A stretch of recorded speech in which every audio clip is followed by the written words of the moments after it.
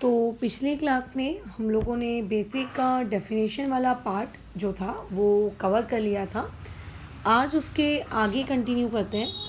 थोड़ा सा ही खैर बाकी रह गया है, तो आज मेजर डेफिनेशन वाला पार्ट कंप्लीट कर लेंगे और कल की क्लास में हेस लॉ वाला टॉपिक देखकर समझकर इसको फिनिश ऑफ कर देते हैं। ठीक है, तो सबसे पहले तुम्हें ये समझना होगा कि एंथैल्पी ऑफ केमिकल रिएक्शन का मीनिंग क्या है। ठीक है, पहले इस टॉपिक को समझते हैं और फिर आगे बढ़ते जाते हैं एक एक करके।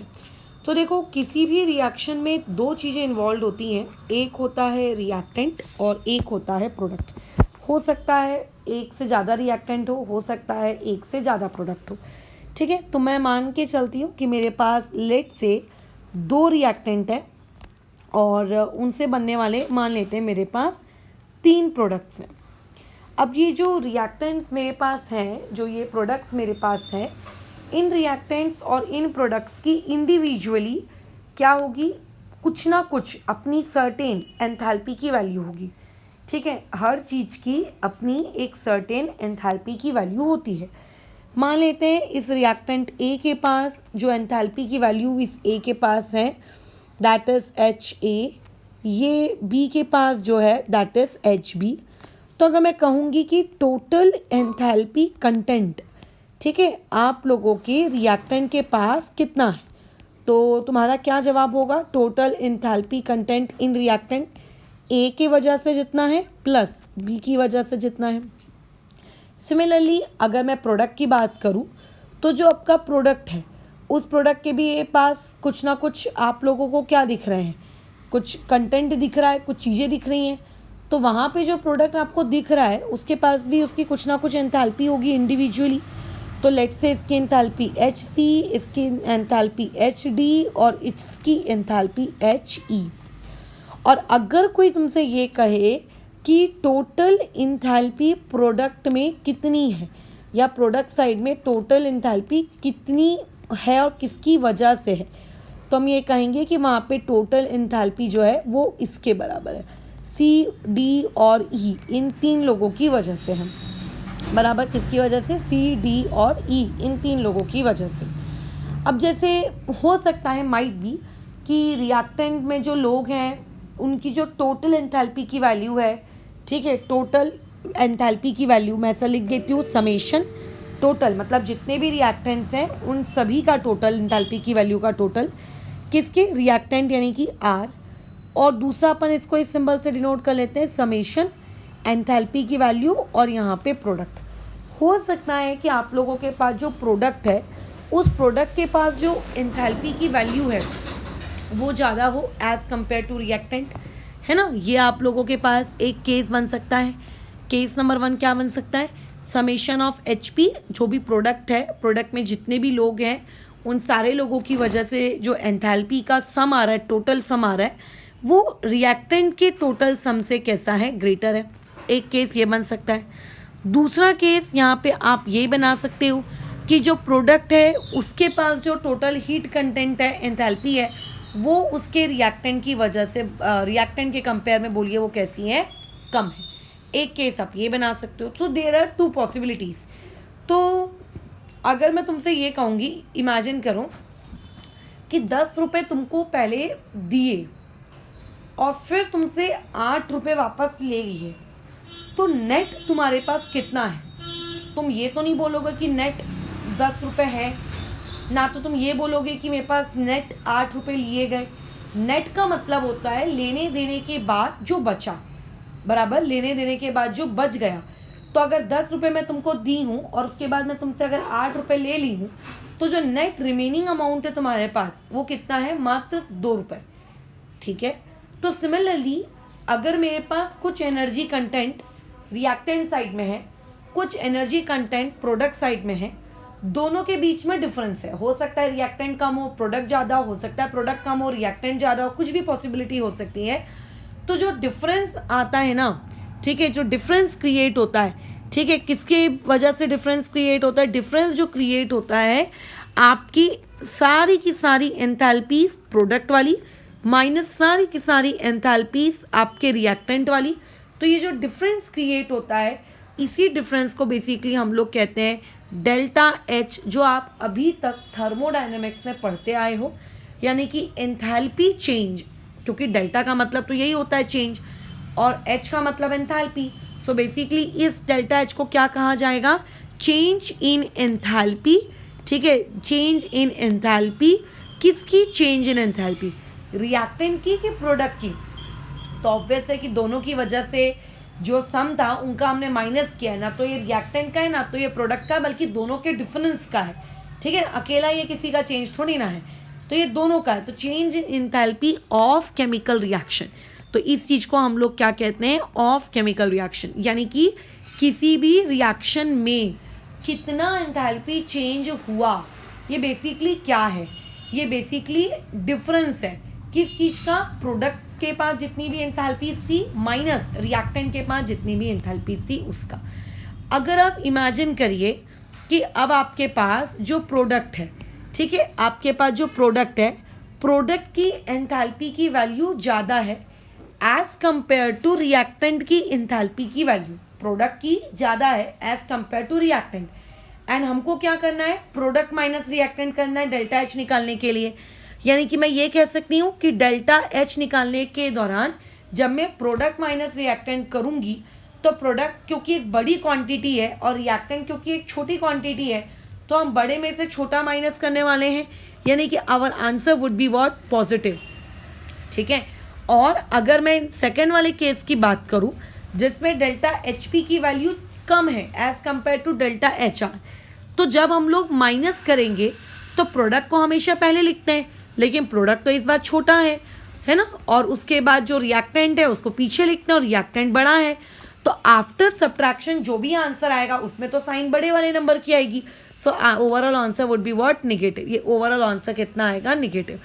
तो कैसा है, जैसा कि मैंने बताया दो केसेस होते हैं। पहला कि रिएक्शन के दौरान जब रिएक्टेंट प्रोडक्ट में कन्वर्ट होता है तो हो सकता है कि जब रिएक्टेंट था उसकी एनर्जी कम हो, टोटल एनर्जी उसके पास जो है, एंथैल्पी उसके पास जो है वो कम हो, और उससे जो प्रोडक्ट बना, ठीक है, उससे जो प्रोडक्ट बना उस प्रोडक्ट की एनर्जी क्या हो, ज़्यादा हो।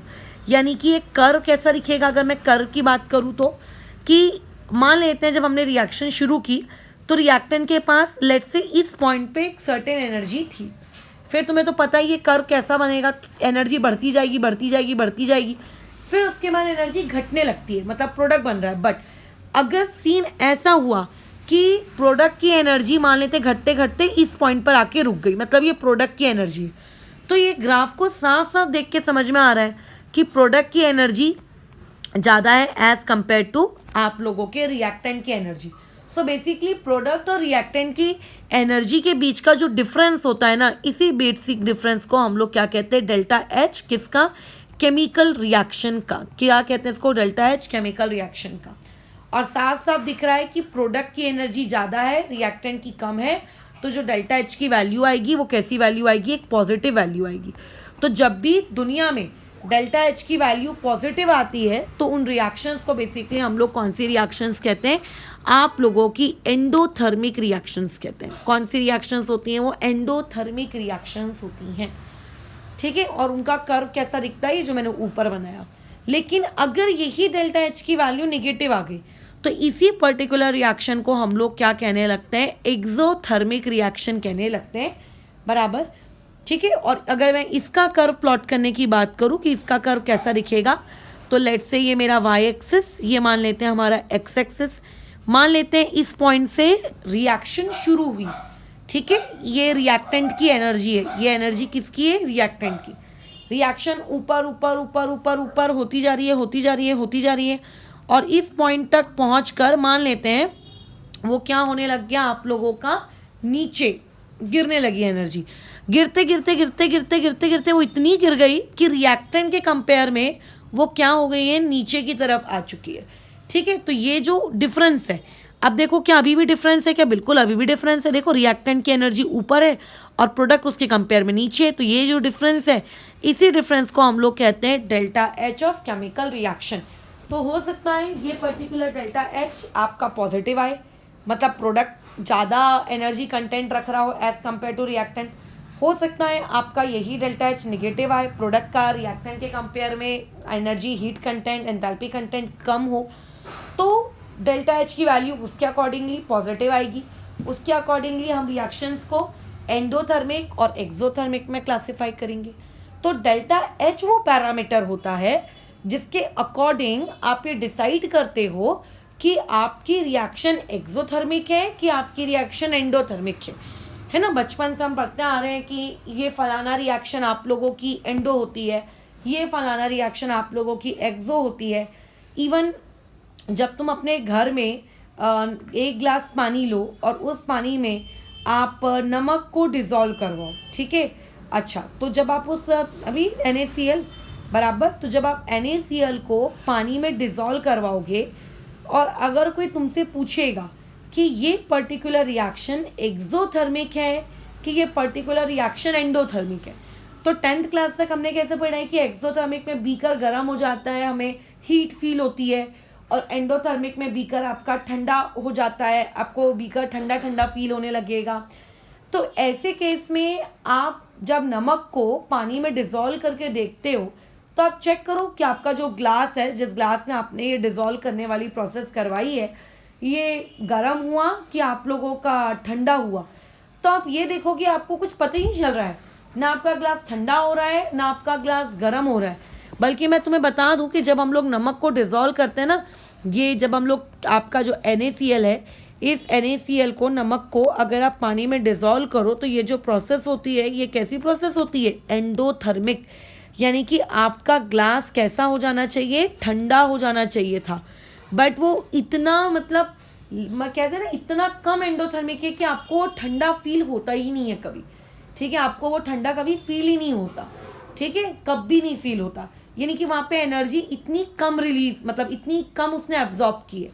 अच्छा, उसके अलावा अगर मान लेते हैं मेरे पास पोटेशियम नाइट्रेट होता, लेट्स से KNO3, और KNO3 के क्रिस्टल्स को अगर मैं वाटर में डिज़ोल्व करती और फिर मैं उसको क्या कहती कि चलो आप जाके टेस्ट ट्यूब को टच करके देखते हैं कि कितना ठंडा हुआ है, तो आप ये देखोगे कि टेस्ट ट्यूब एकदम बर्फ़ के जैसी ठंडी हो गई है। सोचो, एकदम बर्फ़ के जैसी, मतलब इस प्रोसेस में आप लोगों को खतरनाक ठंडी फीलिंग आ रही है, पर NaCl के केस में नहीं आ रही। तो सिर्फ कोई भी चीज़ ठंडी फील हो कि कोई भी चीज़ गर्म फील हो रही है, इसके बेसिस पे बोल दोगे क्या कि रिएक्शन एंडोथर्मिक है कि एक्सोथर्मिक। समटाइम्स हीट इतनी कम इवॉल्व होती है कि हमें गर्म नहीं लगता, तो हम बोलेंगे अच्छा ये एक्सोथर्मिक नहीं है।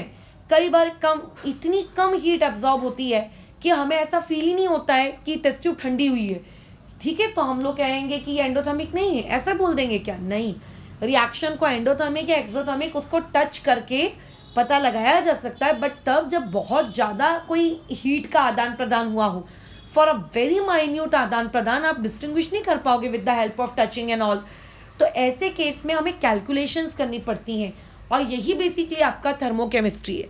आप कैलकुलेशंस करते हो कि रिएक्शन से पहले, ठीक है, आपके पास जो हीट कंटेंट रिएक्टेंट का था वर्सेस रिएक्शन के बाद जो प्रोडक्ट बना उसका हीट कंटेंट कितना है, उन दोनों के बीच का एनर्जी डिफरेंस के बारे में।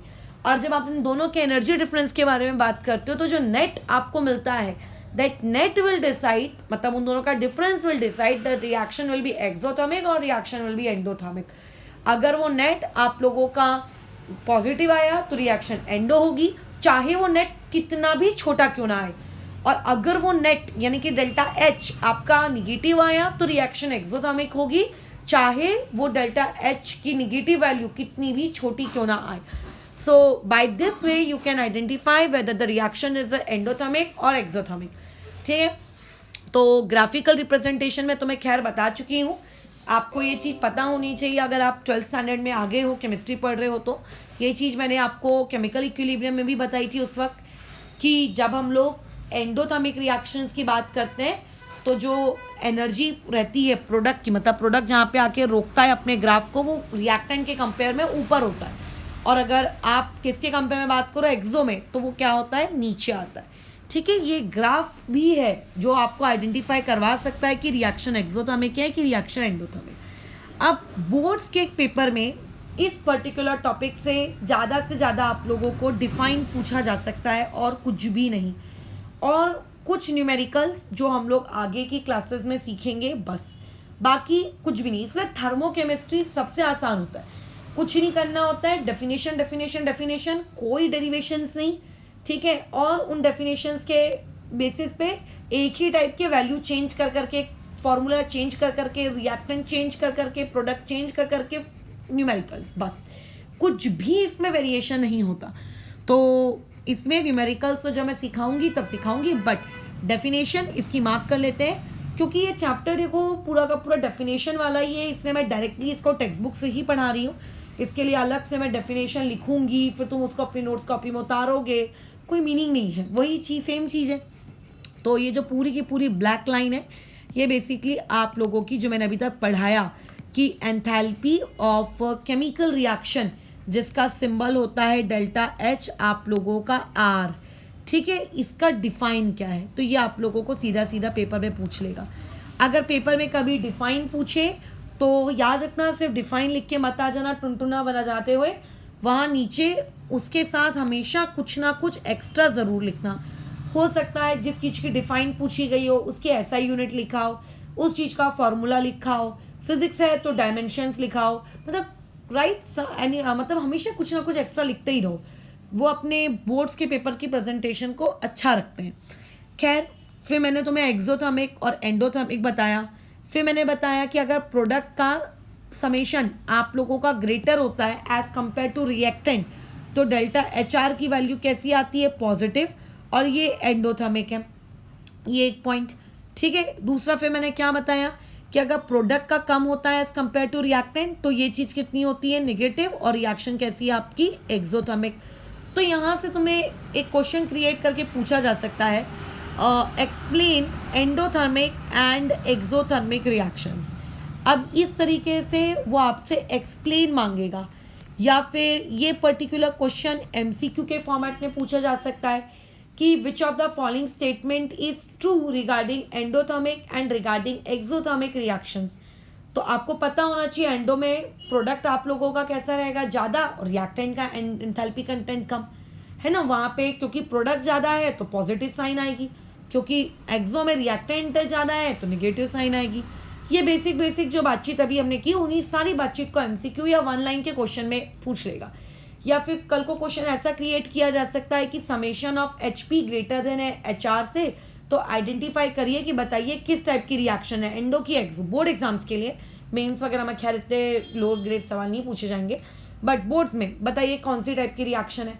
तो साफ साफ पता चल रहा है कि प्रोडक्ट ज़्यादा है एज कम्पेयर टू रिएक्टेंट, तो मार्क कर दो कि वो कौन सी रिएक्शन है आप लोगों की, आपकी एंडोथर्मिक, बस खत्म, ठीक है। तो अगर तुम्हें ये क्वेश्चन पूछा जाए एक्सप्लेन एंडो एंड एक्सो, तो देखो पॉइंट नंबर 1 में आप एंडो को डिफाइन करोगे। अब एंडो को हम डिफाइन कैसे करेंगे, जो 10th क्लास में डेफिनेशन पढ़ी थी ना वही लिखोगे। पॉइंट नंबर बी में हम क्या लिखेंगे, ये देखो पॉइंट नंबर बी में ये लिखेंगे, ये ऊपर दिख रहा है, ये पूरा का पूरा मार्किंग यहाँ से लेकर यहाँ तक, ये पॉइंट नंबर बी में आएगा आपके, ठीक है। पॉइंट नंबर सी में अगेन एक्सो की आप क्या लिखोगे, डिफाइन लिखोगे। पॉइंट नंबर डी में अगेन आप यहाँ से लेके यहाँ तक की पूरी मार्किंग कि कौन किससे बड़ा होता है, साइन कैसी आती है, वगैरह वगैरह। और पॉइंट नंबर ई में आपको लिख रहे हैं एग्जाम्पल्स लिखते वक्त लिखना फॉर एंडो, मतलब एंडो का एग्जाम्पल, और उसके बाद लिखना फॉर एक्सो। तो जैसे मैंने अभी अभी तुमको बताया कि एंडो के 2 एग्जाम्पल्स होते हैं। आप अगर नमक को पानी में डिसॉल्व करोगे, that is also an endothermic reaction. खैर वो चीज़ फील नहीं होती कि पानी में नमक को डिसॉल्व कर रहे हैं तो ठंडी हो रही है बीकर ग्लास, बट रियलिटी में वो एंडोथर्मिक ही होती है। इसके अलावा पोटेशियम नाइट्रेट KNO3, अगर आप उसको डिसॉल्व करोगे तो वो भी एक हाईली एंडोथर्मिक रिएक्शन है, बल्कि उसमें तो अच्छा खासा ठंडा ठंडा टेस्टिव फील होता है। दोनों में से आपको जो लिखना है आप लिख सकते हो। या फिर टेक्स्ट बुक में जो एग्जाम्पल दिया है कि N2 + O2 giving you 2 times of NO2, ये आप लिख सकते हो। ये वैल्यू आपको याद करने की ज़रूरत नहीं है, सिर्फ उस रिएक्शन के बाजू में इतना लिखने की ज़रूरत है कि delta H R equal to बोलिए कितना, पॉजिटिव। मैं बार बार रिपीट कर रही हूँ, आपको वैल्यूज याद करने की ज़रूरत नहीं है, आपको सिर्फ वहाँ पे इतना लिखना है कि वो पॉजिटिव है कि वो पर्टिकुलर चीज़ नेगेटिव है।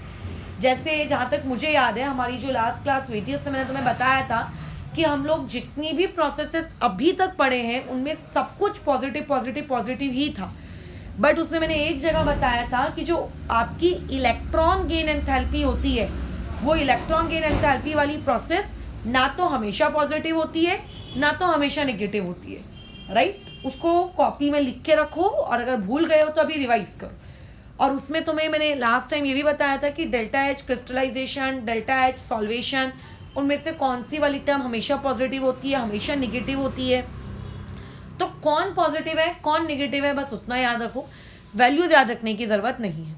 रही बात आपके एक्सोथर्मिक रिएक्शंस की, तो देखो एक्सोथर्मिक रिएक्शंस के बहुत सारे एग्जांपल्स हैं।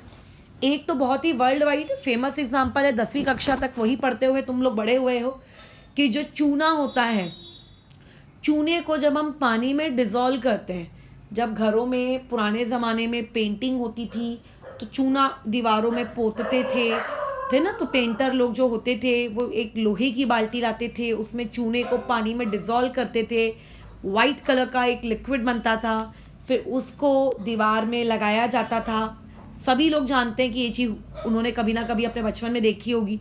तो जब वो चूना पानी में डिज़ोल्व होता है ना, that process is highly exothermic. वो प्रोसेस बहुत ज़्यादा आपकी क्या होती है, एक्सोथर्मिक होती है।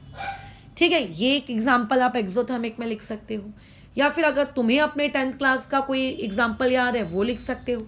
और टेक्स्ट बुक में तो एग्जाम्पल दिया ही है कि जो KClO3 है, KClO3 को देखो कैसे रीड करेंगे, K मतलब पोटाशियम, और आप लोगों के पास जो ClO3 है उसे क्लोरेट कहते हैं। जैसे CO3 को कार्बोनेट, SO4 को सल्फेट, पढ़े हैं ना ये रेडिकल्स 9th क्लास में, तो ClO3 को कहते हैं chlorate, so it would be potassium chlorate.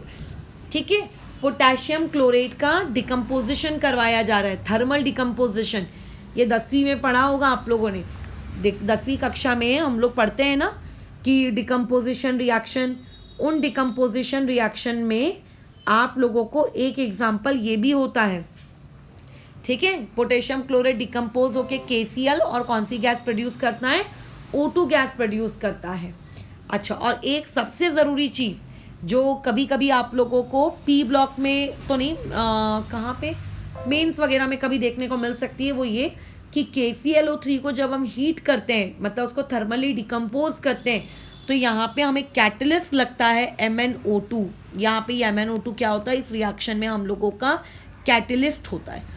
देखो, अगर कभी भी आप कोई भी चीज़ को पढ़ो तो ये एक बात हमेशा याद रखनी है कि उसी में से आपको सवाल फ्रेम करके दिए जाएंगे, कुछ भी बाहर का नहीं पूछा जाता है। तो अगर मान लेते कल को कोई क्वेश्चन आ गया कि बताइए इस पर्टिकुलर रिएक्शन में कैटलिस्ट कहाँ का है, तो आपको याद कैसे रहेगा? क्या अलग से कोई कैटलिस्ट का चैप्टर है क्या? नहीं, अलग से कोई कैटलिस्ट का चैप्टर नहीं है। ऐसे ही रिएक्शंस जब बीच बीच में आती हैं तो आपको उन्हीं चीज़ों को अपने दिमाग में याद रखना होता है ताकि आप क्या कर सको, बार बार उसको रिवाइज कर सको। खैर, आगे बढ़ते हैं। लेकिन एक और चीज़ है जो इसी पर्टिकुलर टॉपिक से मैं बताना चाहूँगी कि ऊपर देखो एक एग्जाम्पल दिया एंडोथर्मिक का, N2 + O2 giving you 2 times of NO2। मैंने क्या कहा, एंडोथर्मिक का आप कुछ भी एग्जाम्पल ले लो, ठीक है, मुझे उससे कोई मतलब नहीं है, आप कुछ भी ले लो। बट कैसा है, जब भी तुम पढ़ो केमिस्ट्री और अगर उसमें तुमको इस तरीके की चीज़ें देखने को मिल जाएं, कोई रिएक्शन देखने को मिल जाए, कोई मॉलिक्यूल देखने को मिल जाए, तो क्या किया करो, उस पर्टिकुलर मॉलिक्यूल की, उस पर्टिकुलर रिएक्शन की हिस्ट्री, ज्योग्राफी सब एक बार रिकॉल कर लिया करो। ठीक है, तो ऐसे में क्या होता है, आप लोगों का रिवीजन हो जाता है इनऑर्गेनिक केमिस्ट्री का। ठीक है, जैसे कि मैंने बहुत आई थिंक दिनों पहले जब तुम लोगों को मैं चैप्टर पढ़ा रही थी, कौन सा वाला, इससे पहले हमने कौन सा चैप्टर पढ़ा था, सॉलिड स्टेट पढ़ा था क्या, खैर जो भी पढ़ा था, उसमें मैंने तुम लोगों को ऑक्साइड्स ऑफ नाइट्रोजन के बारे में एक जानकारी दी थी। मतलब उस पूरे के पूरे वीडियो क्लास में मैंने तुम्हें जो टॉपिक मैं पढ़ा रही थी उस टॉपिक के छोड़ते हुए मैंने ऑक्साइड्स ऑफ नाइट्रोजन की एक अलग से जानकारी दी थी। उस चैप्टर का ऑक्साइड्स ऑफ नाइट्रोजन से खैर कोई वास्ता नहीं था, बट फिर भी बताया था। क्यों? ताकि रिवीजन हो जाए, है ना। अच्छा, तो ऐसे केस में अभी यहाँ पर हमारे सामने देखो फिर से एक और ऑक्साइड ऑफ नाइट्रोजन आ गया है, दिख रहा है? तो हाँ दिख रहा है। अब ऐसे केस में आपको उस ऑक्साइड ऑफ नाइट्रोजन के बारे में, NO2 के बारे में क्या क्या पता है? तो देखो इस ऑक्साइड ऑफ नाइट्रोजन के बारे में क्या क्या चीज़ें रिवाइज करने लायक है। पहला कि रेड कलर को और ऑरेंज कलर को अगर आप मिक्स कर दो तो जो भी कलर बनेगा वो इस गैस का कलर होता है, ठीक है? ये इस गैस का कलर होता है, बस खत्म। वो रेडिश ब्राउन कलर कह सकते हो आप इसको, but red colour orange colour अगर आप इसको मिक्स कर दो, ठीक है, तो ये आप लोगों का कैसा है, जो कलर है ये आप लोगों को देखने को मिलता है, ठीक है?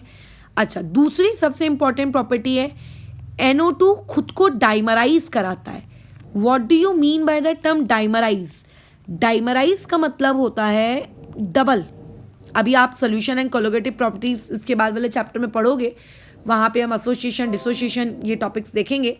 तो डाइमराइज का मतलब होता है बेसिकली डबल कर लेना। तो NO2 खुद को डाइमराइज कराकर क्या बना लेता है आप लोगों का N2O4। अब जो ये N2O4 बनता है, ये N2O4 बेसिकली कलरलेस होता है। ये N2O4 बेसिकली आप लोगों की कैसी स्पीशीज है, कलरलेस।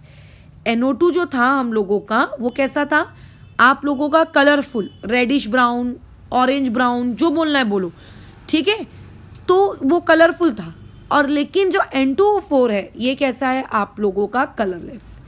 और क्या जान सकते हो आप इस NO2 के बारे में? तो पॉइंट नंबर 3 मैं यहाँ लिख देती हूँ।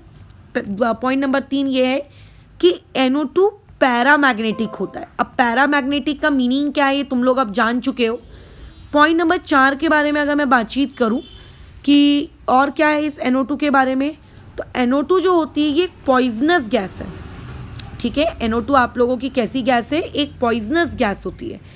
ये कुछ बेसिक चीज़ें NO2 के बारे में आपको पता होनी चाहिए। और अगर तुमने केमिकल बॉन्डिंग पढ़ के रखा है 11th स्टैंडर्ड में, तो तुम्हें केमिकल बॉन्डिंग अगर तुमने 11th कक्षा में पढ़ी है तो तुमको इतना तो पता ही होगा कि केमिकल बॉन्डिंग में एक चीज़ बहुत इम्पॉर्टेंस रखती है, वो क्या, आप लोगों का स्ट्रक्चर्स। तो इसका स्ट्रक्चर कैसा दिखता है, आपको स्ट्रक्चर के बारे में क्वेश्चन पूछा जा सकता है। बताओ कि इसमें हाइब्रिडाइजेशन कितनी है, यहाँ पर इसका क्या कहते हैं, क्या कहते हैं उसको, बॉन्ड एंगल कितना है, वगैरह वगैरह, ये वाली चीज़ें आप लोगों को पूछ के दे सकता है। तो ये आपका एक क्वेश्चन यहाँ से क्रिएट हो जाएगा। तो ऐसे में मैं NO2 का तुम लोगों को स्ट्रक्चर बना देती हूँ कि आखिर इसका स्ट्रक्चर आपको दिखता कैसा है, लेविस डॉट स्ट्रक्चर NO2 का दिखता कैसा है।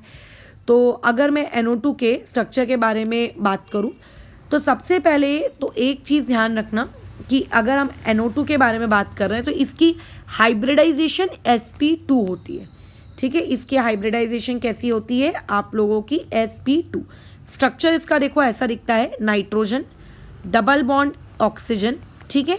नाइट्रोजन के ऊपर एक लोन पेयर और यहाँ ऑक्सीजन और ये नेगेटिव चार्ज। अब अगर किसी को ये जानना है कि यहाँ पे हाइब्रिडाइजेशन sp2 क्यों है, ठीक है, तो उसको केमिकल बॉन्डिंग पढ़नी पड़ेगी। अच्छा, दूसरी चीज़ हम लोगों ने केमिकल बॉन्डिंग में पढ़ा है कि जो sp2 हाइब्रिडाइजेशन वाले लोग होते हैं उनके इसमें बॉन्ड एंगल आइडियली 120 डिग्री होना चाहिए। बट ये जो तुम्हारी NO2 होती है, इस NO2 के अंदर जो बॉन्ड एंगल होता है ये 134 डिग्री का होता है, यानी कि आप लोगों के आइडियल 120 डिग्री के बॉन्ड एंगल से ज़्यादा, ठीक है? इसका क्या रहेगा आप लोगों का 120 डिग्री से कैसा रहता है आप लोगों का, ज़्यादा रहता है। अच्छा, बस यही इसकी कहानी है, ठीक है? बस इसकी यही एक कहानी। क्यों रहता है वो ऑलरेडी केमिकल बॉन्डिंग में शायद मैंने बताया होगा, तो उसको आप रिवाइज करना। बट ये जब भी आप केमिस्ट्री पढ़ो, अगर तुम्हें कहीं पे भी दिख जाए, क्या दिख जाए, इस तरीके का कुछ काम, तो आपको क्या करना चाहिए, आप लोगों को तुरंत रिकॉल कर लेना चाहिए।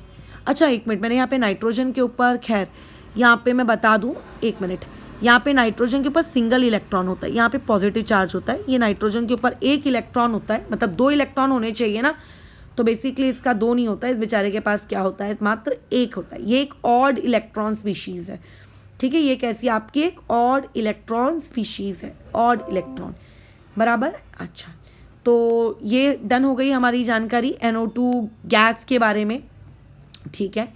और कुछ नहीं, चलो अब आगे कंटिन्यू करते हैं। अब जितनी जानकारी लेनी थी वो ले लिए, अब आगे नेक्स्ट टॉपिक देखते हैं क्या है। नेक्स्ट टॉपिक है स्टैंडर्ड एंथैल्पी ऑफ रिएक्शन। तो देखो, स्टैंडर्ड एंथैल्पी ऑफ रिएक्शन में जाने से पहले तुम्हें ये जो वर्ड है स्टैंडर्ड स्टेट, इसका मतलब एक्चुअली पता होना चाहिए कि स्टैंडर्ड स्टेट का मीनिंग क्या होता है। तो ज़्यादा साइंस वाली डेफिनेशन वाली लैंग्वेज में नहीं घुसेंगे, तो पहले समझ लेते हैं कि आखिर ये स्टैंडर्ड स्टेट कहना किस चीज़ को चाह रहा है। देखो, हम ये अच्छे से जानते हैं कि कार्बन के वेरियस एलोट्रोप्स होते हैं। क्रिस्टलाइन में आप देखो तो डायमंड होता है, ग्रेफाइट होता है, और C60 यानी कि बकमिंस्टर फुलरीन होता है ना। और एमॉर्फस में देखूँ तो कोल भी उसका वन ऑफ द फॉर्म है, ओके। अगर मैं पानी की बात करूँ तो पानी तीनों फॉर्म में एग्जिस्ट करता है अलग अलग टेम्परेचर्स पर। H2O liquid, H2O gas, H2O आपका सॉलिड यानी कि आइस। अब वैसे ही मैं अगर बाकियों के रिस्पेक्ट में भी बात करूँ, ठीक है, जैसे आयरन, तो आयरन आप लोगों का जनरली सॉलिड स्टेट में होता है, हाँ। लेकिन वही आयरन अगर आप उसको बहुत बहुत बहुत बहुत हीट करोगे तो बहुत बहुत बहुत हीट करने से आपका आयरन लिक्विड स्टेट में भी चला जा सकता है, बराबर, बिल्कुल लिक्विड स्टेट में भी जा सकता है। तो इसका मतलब कोई भी स्पीशीज़ अगर आपके पास है, चाहे वो एलिमेंट हो, चाहे वो कंपाउंड हो, चाहे वो मेटल हो, चाहे वो नॉन मेटल हो या मेटलॉइड हो, उसके more than one physical states या उसके more than one physical forms exist कर सकते हैं। ये मानते हो?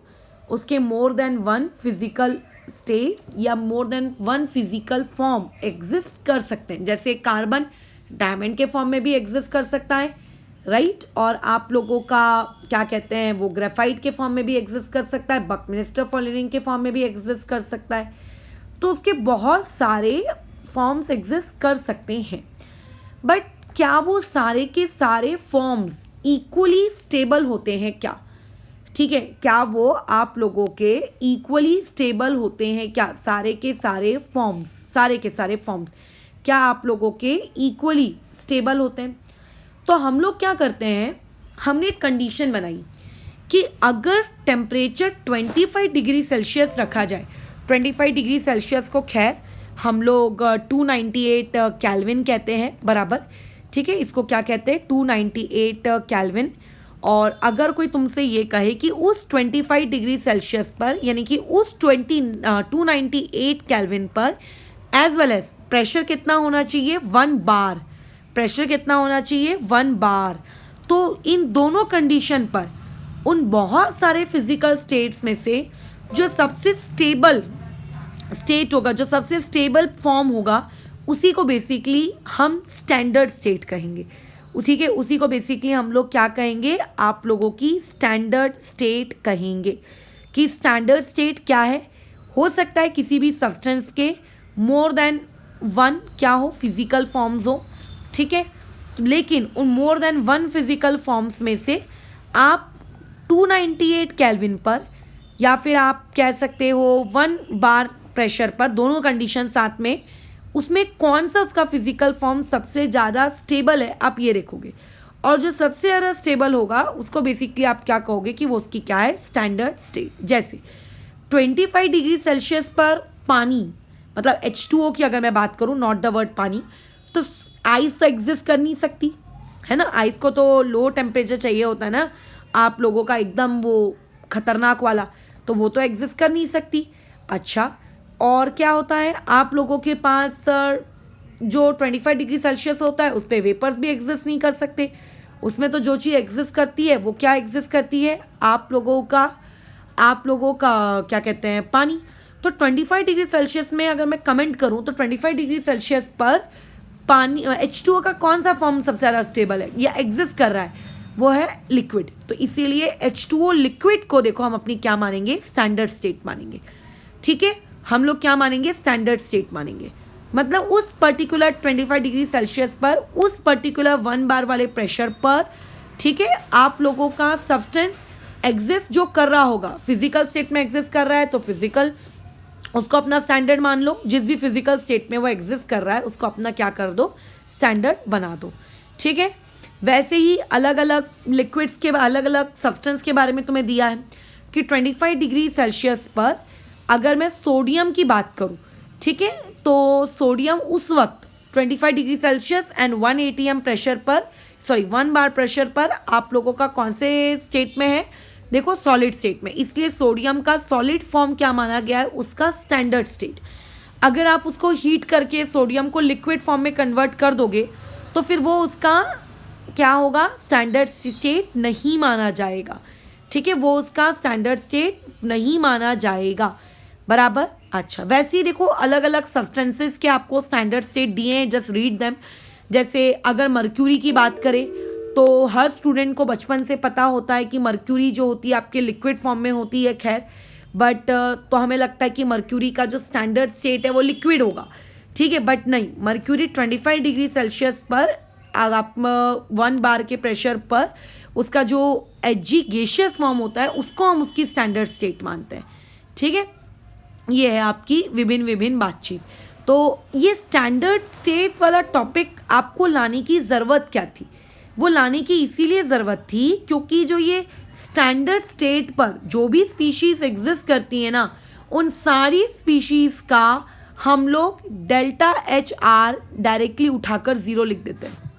ठीक है, बराबर, उसको डायरेक्टली उठाकर हम लोग कितना लिख देते हैं, 0। मतलब उनकी एंथैल्पी ऑफ फॉर्मेशन को सीधा सीधा कितना मान लिया जाता है, 0 मान लिया जाता है। इसीलिए बहुत इंपॉर्टेंट है किसी भी रिएक्शन का स्टैंडर्ड स्टेट पहचानना। जब आप आगे न्यूमेरिकल्स करोगे तो किसको 0 लेना है, किसको नहीं 0 लेना है, ये आप तभी पहचान पाओगे जब आप लोगों को इस तरीके की चीज़ें पता होंगी। ठीक है, चलो आगे कंटिन्यू करते हैं। नेक्स्ट टॉपिक देखो क्या है तुम लोगों की आंखों के सामने, थर्मोकेमिकल इक्वेशंस। बट पहले उसको नहीं पढ़ेंगे, पहले आगे के जो टॉपिक्स हैं पहले उनको पढ़ लेते हैं जो डिफाइन टाइप के। जैसे टॉपिक है standard enthalpy of formation, right, standard enthalpy of formation. अच्छा, तो अब ये स्टैंडर्ड एंथैल्पी ऑफ फॉर्मेशन क्या है, कुछ नहीं, आप जो अभी तक डिफाइन पढ़ते आए थे ना पीछे पुरानी क्लासेस में, बस ये उसी प्रकार का एक डिफाइन है। देखो यहाँ पे वर्ड है फॉर्मेशन। फॉर्मेशन का मतलब होता है कुछ बनाना, कुछ प्रिपेयर करना, राइट, समथिंग, कुछ भी आप कोई कंपाउंड बना रहे हो उसको बेसिकली हम फॉर्मेशन कहते हैं। तो फॉर्मेशन के दौरान आपके पास स्टैंडर्ड स्टेट होनी चाहिए रिएक्टेंट्स की।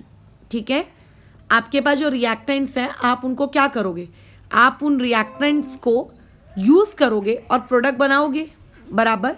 आप उन रिएक्टेंट्स को क्या करोगे, आप यूज़ करोगे और प्रोडक्ट बनाओगे। तो ऐसे केस में आपके पास पहली बात तो आपके जो रिएक्टेंट्स हैं उनका 1 मोल होना चाहिए, क्योंकि तुम्हें पता है कि हम सारी डेफिनेशंस 1 मोल के लिए डिफाइन करते हैं। प्रीवियस क्लासेस में भी मैंने जितनी भी डेफिनेशंस डिफाइन की हैं वो सारी की सारी 1 मोल के लिए की हैं, है ना। ओके, तो आप पहली बात तो 1 मोल के लिए डिफाइन करते हो, और दूसरी बात वो जो रिएक्टेंट्स आप लोगे जिनसे आपकी ख्वाहिश है कि मैं उनको प्रोडक्ट में कन्वर्ट करूँगा या करूँगी व्हाटएवर, तो वो रिएक्टेंट आपके पास किस में होने चाहिए, अपनी स्टैंडर्ड स्टेट में होने चाहिए। तो जब ऐसे रिएक्टेंट जो आपके पास स्टैंडर्ड स्टेट में है और उनका आपके पास क्या है 1 मोल है, और जब वो प्रोडक्ट में कन्वर्ट हो जाते हैं तो उस दौरान जो एंथैल्पी चेंज क्रिएट होता है, मतलब एंथैल्पी चेंज मतलब जब आप रिएक्टेंट से प्रोडक्ट में जा रहे हो तो ऑब्वियस है कि रिएक्टेंट की एनर्जी अलग होगी, प्रोडक्ट की एनर्जी अलग होगी, तो प्रोडक्ट और रिएक्टेंट के बीच का जो एनर्जी डिफरेंस आएगा उसको बेसिकली हम लोग स्टैंडर्ड एंथैल्पी ऑफ फॉर्मेशन कहेंगे। जो आज की क्लास में हमने स्टार्टिंग में पढ़ा ना कि रिएक्टेंट की कुछ H होता है, प्रोडक्ट का कुछ आपके पास H होता है, तो प्रोडक्ट माइनस रिएक्टेंट का जो माइनस क्रिएट होता है उसी को बेसिकली हम लोग डेल्टा H रिएक्शन कहते हैं, है ना। तो ये वही है, बट यहाँ पे भाषा बदल दी। क्या भाषा बदल दी कि हम लोग यहाँ पे कुछ फॉर्म कर रहे हैं। हम लोग यहाँ पे कुछ क्या कर रहे हैं, फॉर्म कर रहे हैं, मतलब हम लोगों के रिएक्टेंट कंबाइन होके किस में कन्वर्ट हो रहे हैं, प्रोडक्ट में कन्वर्ट हो रहे हैं।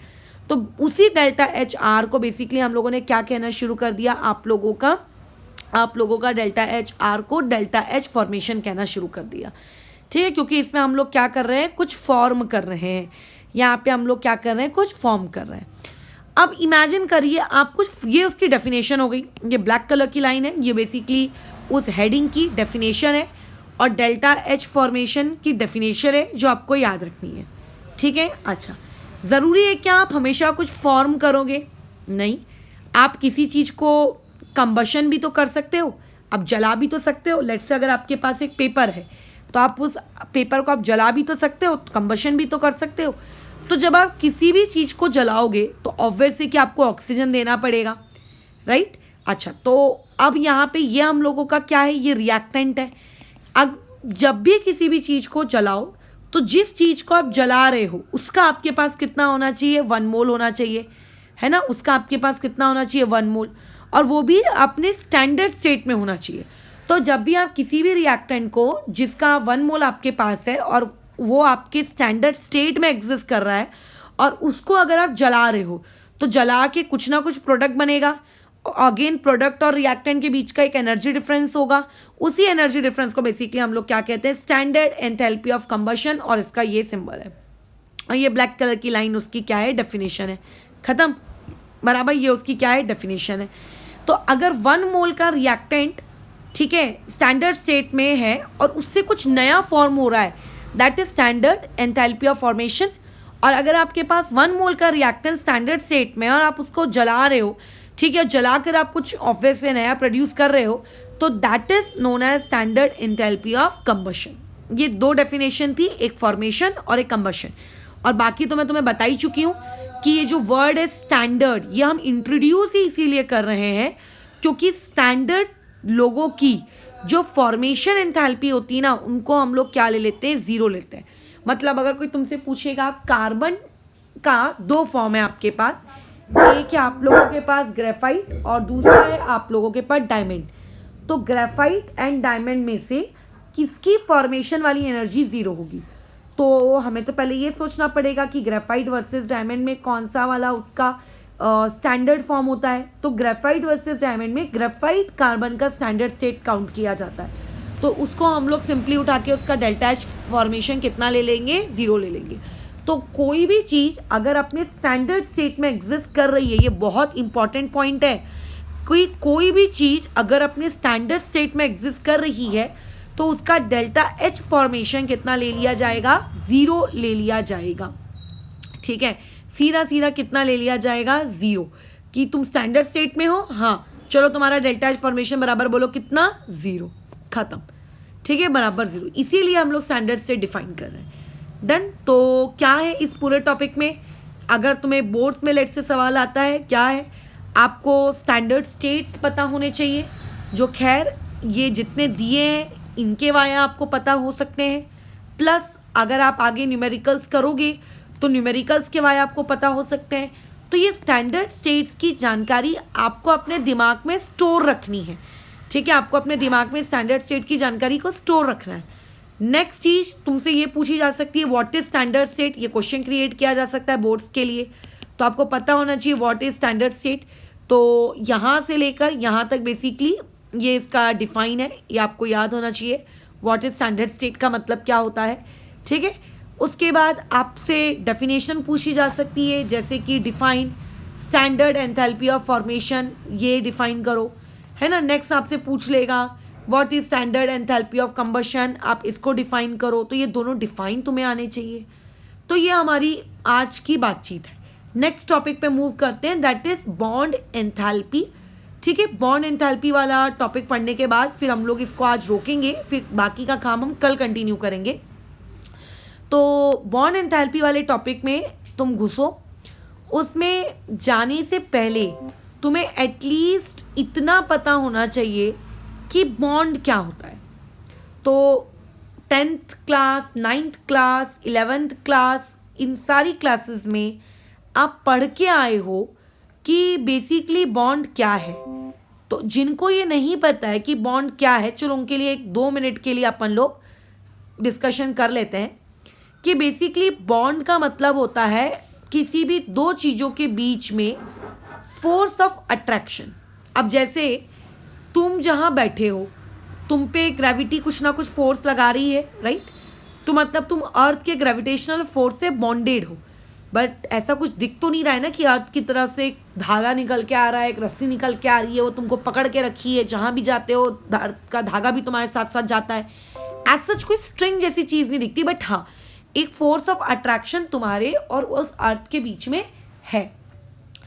तो जब हम लोग आयोनिक कंपाउंड्स बनाते हैं या जब हम लोग कोवैलेंट कंपाउंड्स बनाते हैं, तो वहाँ पे जो आप लोगों के एटम्स होते हैं, एक एटम और दूसरे एटम के बीच में बताइए क्या होता है? एक एटम और दूसरे एटम के बीच में एक सर्टेन फोर्स ऑफ अट्रैक्शन होता है।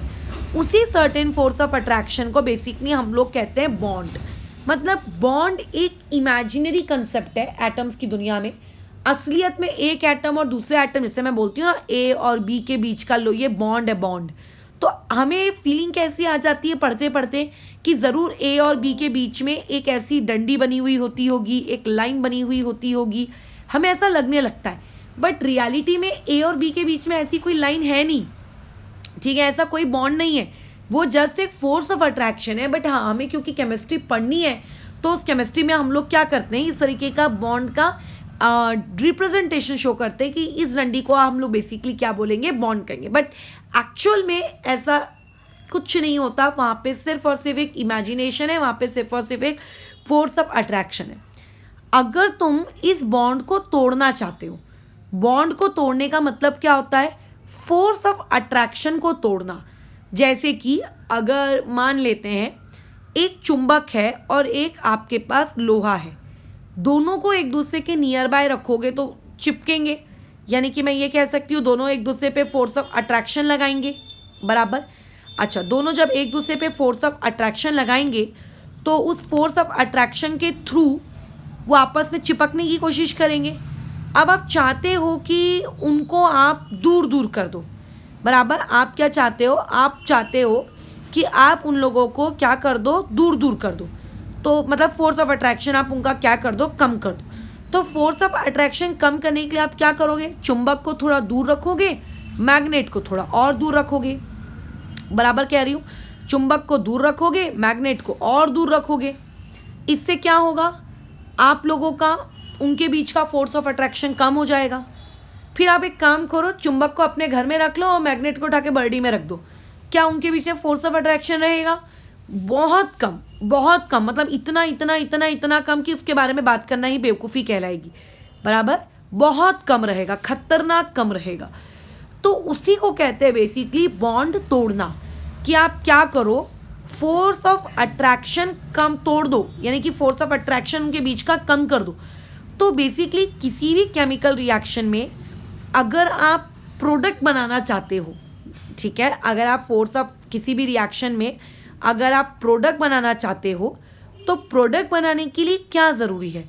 प्रोडक्ट बनाने के लिए ये चीज़ ज़रूरी है कि आप लोगों के पास जो रिएक्टेंट था उस रिएक्टेंट के बॉन्ड्स टूटने चाहिए, क्योंकि जब पुराने बॉन्ड टूटेंगे तभी तो नए बॉन्ड बनेंगे, है ना। तो आपके लिए क्या ज़रूरी है कि वहाँ पे बॉन्ड्स टूटने चाहिए। अब बॉन्ड्स को तोड़ना है तो बॉन्ड्स अपने आप तो टूटेंगे ही नहीं, बराबर। बॉन्ड्स अपने आप तो टूटेंगे नहीं। बॉन्ड्स को तोड़ने के लिए आपको क्या करनी पड़ेगी? एनर्जी देनी पड़ेगी, है ना। बॉन्ड्स को तोड़ने के लिए आपको क्या करनी पड़ेगी? एनर्जी सप्लाई करनी पड़ेगी। तो बेसिकली जो भी आप एनर्जी देते हो किसी भी एक बॉन्ड को तोड़ने के लिए, अच्छा, आप जिस भी चीज़ का आप बॉन्ड तोड़ रहे हो वो मॉलिक्यूल आपका गैसियस स्टेट में होना चाहिए, बराबर। वो आपका कौन से स्टेट में होना चाहिए? गैसियस स्टेट में होना चाहिए। बस उसी पर्टिकुलर एनर्जी को हम कहते हैं बॉन्ड एंथैल्पी, बराबर। बस इतना ध्यान रखना, उसी चीज़ को हम लोग क्या कहते हैं? बॉन्ड एंथैल्पी, कि ये मेरी बॉन्ड एंथैल्पी है। और हर चीज़ की बॉन्ड एंथैल्पी अलग अलग होती है, ठीक है। हर चीज़ की बॉन्ड एंथैल्पी अलग अलग होती है। फॉर एग्जांपल, अगर आप हाइड्रोजन के बीच का बॉन्ड तोड़ोगे तो देखो आपको 436.4 समथिंग अमाउंट ऑफ एनर्जी देनी पड़ रही है। अगर आप क्लोरीन का तोड़ोगे तो देखो आपको इतनी एनर्जी देनी पड़ रही है। तो आपको एटम टू एटम ये एनर्जी कैसी होती है आपकी, वेरी करती है, किसी को कम लगेगी, किसी को ज़्यादा लगेगी, बराबर। इस तरीके की कहानी यहाँ पर होगी, ठीक है, इस तरीके की कहानी यहाँ पर आप लोगों के पास चलेगी। और आप अगर बॉन्ड को तोड़ रहे हो, तोड़ते जाओ तोड़ते जाओ तोड़ते जाओ, फिर जब आप बॉन्ड तोड़ोगे तो आपको एनर्जी देनी पड़ रही है। बट जब प्रोडक्ट बनता है, ठीक है, जब प्रोडक्ट बनता है तो प्रोडक्ट के दौरान, प्रोडक्ट के बनने के दौरान वहाँ पे तो आप लोगों का नया सब्सटेंस फॉर्म होता है। मतलब रिएक्टेंट को तोड़ना और प्रोडक्ट को जोड़ना। रिएक्टेंट को अगर प्रोडक्ट में कन्वर्ट करना है तो आपको क्या करना पड़ेगा, रिएक्टेंट के बॉन्ड तोड़ने पड़ेंगे। जब रिएक्टेंट के बॉन्ड तोड़ोगे तभी प्रोडक्ट के नए बॉन्ड बनेंगे। इसका मतलब जब प्रोडक्ट बनता है या जब प्रोडक्ट फॉर्म होता है तो प्रोडक्ट के फॉर्म होने के दौरान वहाँ पे बॉन्ड टूटते नहीं है, वहाँ पे बॉन्ड जुड़ते हैं। तो केमिकल रिएक्शन में दोनों प्रोसेसेस होती हैं। केमिकल रिएक्शन में बॉन्ड ब्रेक भी होता है और बॉन्ड फॉर्म भी होता है, दोनों मतलब दोनों, ठीक है। तो ऐसे में जब बॉन्ड को तोड़ा तो आपने एनर्जी दी, बराबर। लेकिन जब बॉन्ड बन रहा होगा, ठीक है, जब दो एटम्स कंबाइन होकर बॉन्ड बना रहे होंगे तब क्या होता है, तब एनर्जी निकलती है हमारे को, मतलब एनर्जी बाहर निकलती है, ठीक है, रिलीज होती है, बराबर। जब हमको बॉन्ड तोड़ना होता है तो हम एनर्जी देते हैं, लेकिन जब बॉन्ड बनता है ना तब एनर्जी रिलीज होती है, एनर्जी बाहर आती है। तो इसका मतलब रिएक्टेंट में क्या हुआ, आप लोगों का कुछ टूटी हुई एनर्जी बनी, मतलब रिएक्टेंट में आपने कुछ एनर्जी दी, बराबर, और आपके बॉन्ड टूट गए। और जब प्रोडक्ट की बारी आई तो प्रोडक्ट में बॉन्ड फॉर्म हुए, ठीक है, बॉन्ड फॉर्म हुए और एनर्जी रिलीज हुई। तो रिएक्टेंट में दे रहे हैं, प्रोडक्ट में मिल रहा है, तो कुछ नेट आया होगा ना। That net is basically known as आप लोगों का अगेन एंथैल्पी चेंज। देखो हर चीज को हम लोग एंथैल्पी चेंज ही कहते हैं, बस उसका नाम बदल जाता है प्रोसेस के अकॉर्डिंग। लेकिन एक बात ध्यान रखना, अगर आप बॉन्ड्स के अकॉर्डिंग बातचीत कर रहे हो तो बॉन्ड्स के अकॉर्डिंग में जब हम एंथैल्पी चेंज लिखते हैं तो उसमें रिएक्टेंट आगे आता है और प्रोडक्ट पीछे आता है। ये गलती होती है न्यूमेरिकल सॉल्व करते वक्त। हम लोगों की अभी तक अप्रोच कैसी रही है कि हमेशा हम प्रोडक्ट को आगे लिखते हैं डेल्टा की वैल्यू निकालते वक्त और रिएक्टेंट को पीछे लिखते हैं। बट याद रखना, अगर आप बॉन्ड्स के टर्म में बात कर रहे हो कि इस बॉन्ड को तोड़ने में इतनी एनर्जी लगी, इस बॉन्ड के फॉर्म होने में इतनी एनर्जी रिलीज हुई, वगैरह वगैरह, तो आपको वहाँ पे रिएक्टेंट का समेशन पहले लिखना और प्रोडक्ट का बाद में, ठीक है। ये इकलौता आपका अभी तक का एक्सेप्शन आया है, नहीं तो हमेशा हम लोग क्या करते थे, प्रोडक्ट पहले लिखते थे और रिएक्टेंट बाद में लिखते थे, ठीक है। तो ये पूरा काम डेफिनेशन बेस्ड था। नोट्स में तुम्हें क्या इंक्लूड करना है मैं ऑलरेडी बता चुकी हूँ, डेफिनेशन डेफिनेशन डेफिनेशन, ठीक है। और भी बता देती हूँ और कौन सी डेफिनेशन तुम लिख सकते हो। एक डेफिनेशन ये लिख सकते हो, ये ब्लैक कलर की। एग्जाम्पल तुम्हारी मर्जी पे है, तुम कोई भी एग्जाम्पल दे दो और वहाँ पे आपको डेल्टा एच की एग्जैक्ट वैल्यू लिखने की ज़रूरत नहीं होगी। वहाँ पे आपको सिर्फ और सिर्फ क्या करना होगा, आप लोगों का पॉजिटिव है नेगेटिव है सिर्फ इतना बताना होगा, ठीक है। चलो खैर इस चीज़ को यहाँ पे भी रोकते हैं। कल का टॉपिक हमारा ये रहेगा कि थर्मोकेमिकल इक्वेशंस क्या होती हैं, इसको देख लेंगे, और हेस लॉ क्या होता है इसको देख लेंगे, ठीक है। और उसके बाद फिर हमारा थर्मोकेमिस्ट्री खत्म हो जाता है। थर्मोडायनेमिक्स से ज़्यादा आसान और प्यारी चीज़ थर्मोकेमिस्ट्री है, क्योंकि उसके न्यूमेरिकल्स बहुत ही सिंपल, बहुत ही प्यारे होते हैं। उसमें कुछ ज़्यादा फॉर्मूलाज भी नहीं होता, सिंपल प्लस माइनस बेसिक किराना दुकान वाला हिसाब किताब होता है थर्मोकेमिस्ट्री में, ठीक है। ओके, तो कल इस हेस लॉ और क्या कहते हैं आपके क्या नाम था उसका अभी भूल गई, थर्मोकेमिकल इक्वेशंस, इन दो टॉपिक्स को पढ़ के कल थर्मोकेमिस्ट्री को